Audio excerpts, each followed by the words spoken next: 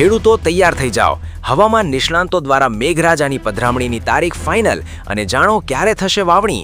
બીજી બાજુ કોડીનાર શુગર મિલ બંધ થતા ખેડૂતો રસ્તા પર। કમોસમી વરસાદ અને કરાએ ખેડૂતોની મહેનત પર ફેરવ્યું પાણી।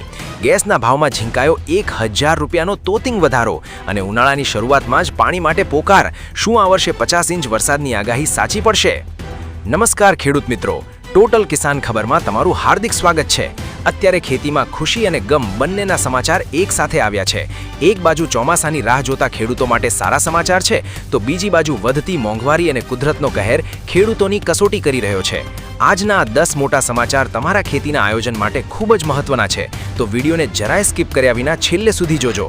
અત્યારે જ વિડીયોને એક લાઇક કરી દો, આપણી ચેનલને ફટાફટ સબસ્ક્રાઇબ કરી લો અને કમેન્ટમાં તમારા ગામનું નામ ચોક્કસ લખજો, જેથી અમને ખબર પડે કે અમારો વિડીયો કયા ગામના ખેડૂતો સુધી પહોંચી રહ્યો છે। ચાલો જરાય સમય બગાડ્યા વિના શરૂ કરીએ આજના સૌથી મોટા સમાચાર। શું તમે વાવણીની તૈયારી કરી રહ્યા છો? તો આ સમાચાર સાંભળીને તમે હરખાઈ જશો।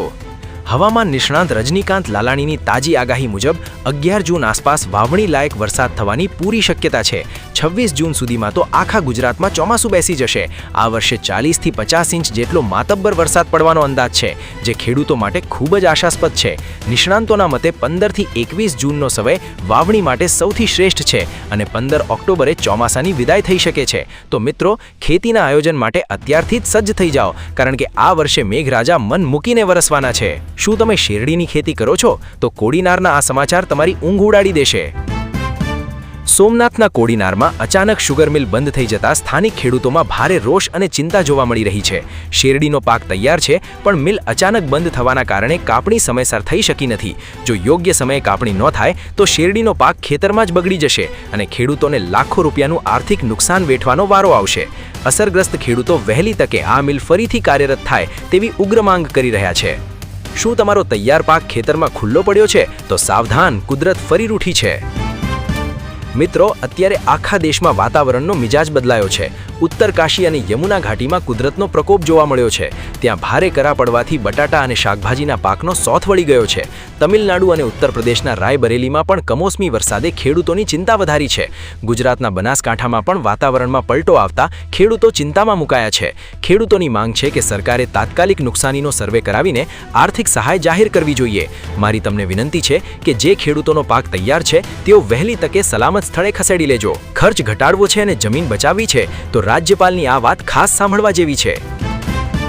સુરતના ઓલપાડ ખાતે યોજાયેલા પ્રાકૃતિક કૃષિ સંવાદમાં રાજ્યપાલ આચાર્ય દેવવ્રતે ખાસ હાજરી આપી હતી। તેમણે પ્રાકૃતિક ખેતી પર ભાર મૂકતા જણાવ્યું કે જો ખેડૂતો રાસાયણિક ખાતર છોડીને પ્રાકૃતિક ખેતી અપનાવશે તો તેમનો ખેતી ખર્ચ ઘટશે અને જમીનની ફળદ્રુપતા જળવાઈ રહેશે। આ મહત્વના કાર્યક્રમમાં મોટી સંખ્યામાં ખેડૂતો ઉપસ્થિત રહ્યા હતા।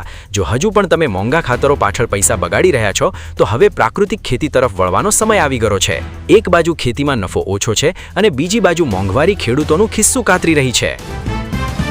તાજેતરમાં કમર્શિયલ ગેસ સિલિન્ડરના ભાવ 3000 રૂપિયાને પાર પહોંચી ગયા છે, જેમાં 993 રૂપિયાનો તોતિંગ વધારો ઝીંકાયો છે। ભલે આ સમાચાર હોટલના વ્યવસાય સાથે જોડાયેલા હોય, પણ તેની આડકતરી અસર ખેડૂતો પર પણ પડે છે। ગેસ અને ઈંધણના વધેલા ભાવને કારણે રાસાયણિક ખાતર ઉત્પાદન અને ખેત પેદાશોના ટ્રાન્સપોર્ટેશનમાં લોજિસ્ટિક્સ ખર્ચ વધી શકે છે। આ મોંઘવારી સરવાળે ખેતીના ઉત્પાદન ખર્ચમાં વધારો કરશે અને ખેડૂતોના નફામાં ગાબડું પાડશે।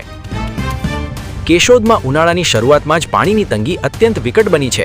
9 ml જરૂરિયાત સામે ઓછું પાણી મળતા લોકોને પીવાના પાણી માટે અત્યારથી જ ટેન્કરો મંગાવવા મજબૂર કરવું પડ્યું છે। મિત્રો, જો શહેરમાં પીવાના પાણીની આ હાલત હોય તો વિચાર કરો કે ઉનાળુ પાક લેતા ખેડૂતોને સિંચાઈ માટે પાણી ક્યાંથી મળશે? ડેમ અને નદીઓના જળસ્તર ઘટતા ભવિષ્યમાં ખેતી માટે મોટા જળ સંકટના એંધાણ દેખાઈ રહ્યા છે।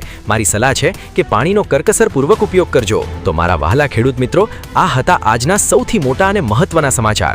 વરસાદની આગાહી થી આશા જાગી છે તો મોંઘવારી અને પાણીની તંગીએ ચિંતા વધારી છે।